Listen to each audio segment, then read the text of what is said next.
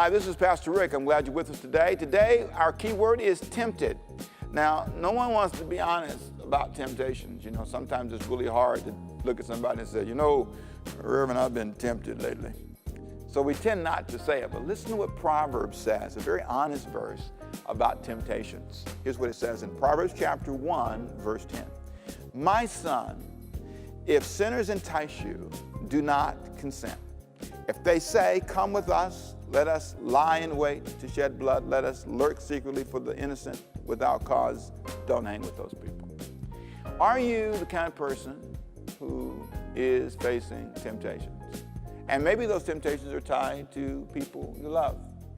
It's hard to admit that they're people that you fellowship with, talk to, are the source of your temptation. They make you different when you're around them. You don't think the same, talk the same, live the same.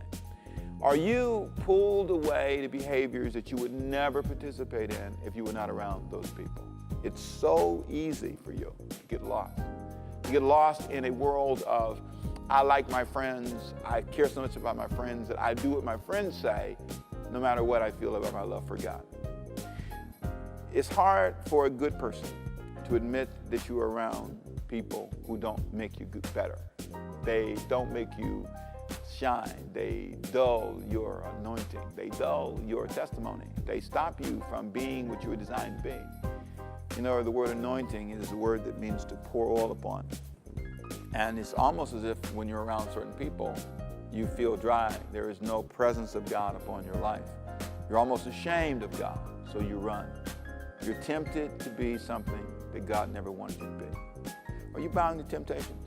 Are you surrendering to behaviors that are not good for you? If so, maybe this is the time for you to back up for a minute and think about this. Maybe I'm giving consent. Maybe I'm allowing people to entice me that I should not allow. Maybe this is time for me to face the fact that this environment is not healthy for me. And if I want to live the life that God has for me, I have to make a decision. It doesn't mean you don't love people. It doesn't mean you don't embrace people. It just means that you draw a line for yourself. And that's what he's calling us to. You know, the guy who wrote this, Solomon, he fell into this trap. He allowed people to entice him. Learn from him and don't let people entice you. Father, I pray for those who listen today and those who watch. May it be a time of growth and blessing for them. Help them to face their temptations. In Jesus' name. My name is Pastor Rick. I appreciate you being with me today. Go and fight your temptations. Just say no. God bless you. Bye-bye.